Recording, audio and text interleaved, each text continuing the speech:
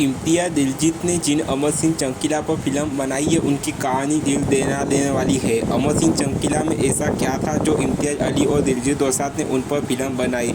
उस superstar singer की कहानी जिसकी स्टेज शो के दौरान गोलियां से भूनकर हत्या कर दी गई थी।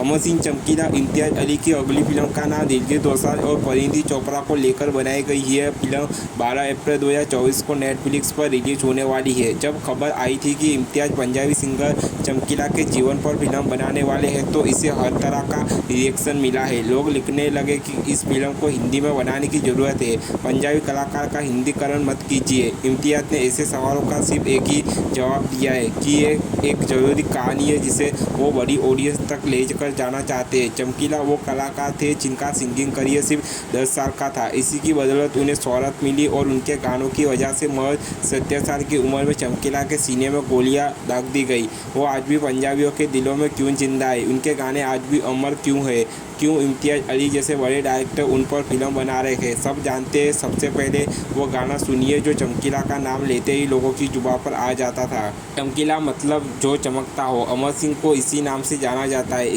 21 जुलाई 1960 को उनका जन्म हुआ। बचपन में लुधियाना के पिंड डूंगरी में बीता और जवानी पूरे पंजाब में सपना था इलेक्ट्रिक बनने का, लेकिन पैसों की तंगी के चलते कपड़े की मिल में काम करना पड़ा। पर किस्मत को कुछ और ही मंजूर था, शायद वो जिसकी उम्मीद खुद चमकीला को भी नहीं होगी। म्यूजिक का शौक बचपन से था, शौक के चलते हारमोनियम और ढोलक की भी सीख ली, लेकिन स्टेज तक आते आते हाथ में तूबी आ गई। कपड़े की मिल में काम करते करते गाने भी लिखने लगे। ये वो दौर था जब सुरिंदर सिंधा और कुलदीप मानक जैसे सिंगर पंजाब के फेवरेट थे और गुरदास मान उसी ट्रैक पर चलने की तैयारी में थे। सुरिंदर सिंधा का कहना है कि चमकीला ने उन्हें ही सबसे पहले अप्रोच किया था। तब चमकीला की उम्र 18 थी और उन्होंने सिंधा के लिए गाने लिखने शुरू किए थे, जिसका अच्छा रिस्पॉन्स मिला, लेकिन घर का खर्च निकालने में अभी भी दिक्कत आ रही थी। ऐसे में चमकीला ने सिंधा का दमन छोड़ा, खुद से गाने की सोची और खुद ही टाइम बाद साथ गाने का भी शौक मिला। धीरे धीरे अकेले गाने का हौसला बढ़ता गया। उनका अब तक का सफ़र तो वैसे ही था जैसा शायद हर स्ट्रगलर का होता है, लेकिन एक बार चमकीले के गाना क्या शुरू किया, उन्होंने पंजाबी गायिका में सभी को पछाड़ के रख दिया। लेकिन आखिरकार ऐसा क्या खास था इस जवान लड़के में जिसने सुरिंदर सिंधा, कुलदीप मानक और गुरदास मान जैसी स्थापित सिंगर्स को बैक टू पर ला खड़ा कर दिया। दरअसल लिरिक्स के साथ साथ चमकीला की स्टेज प्रेजेंस भी काफ़ी अलग थी। उनके लिरिक्स में उस दौर के पंजाब की सच्चाई थी।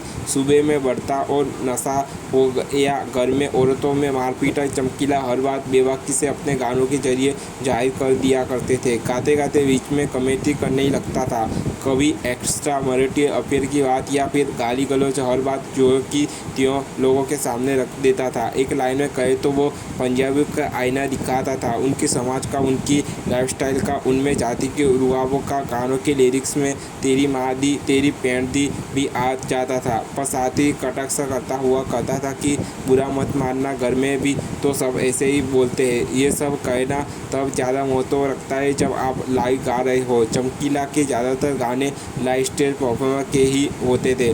5.6 फुट की स्टेज सजती थी। चमकीला गाते गाते और सामने बैठे लोग कभी हंसते, कभी नाचते, कभी हो हल्ला मचाते और कोई टाइट होता तो वही उनसे लीड भी पड़ता।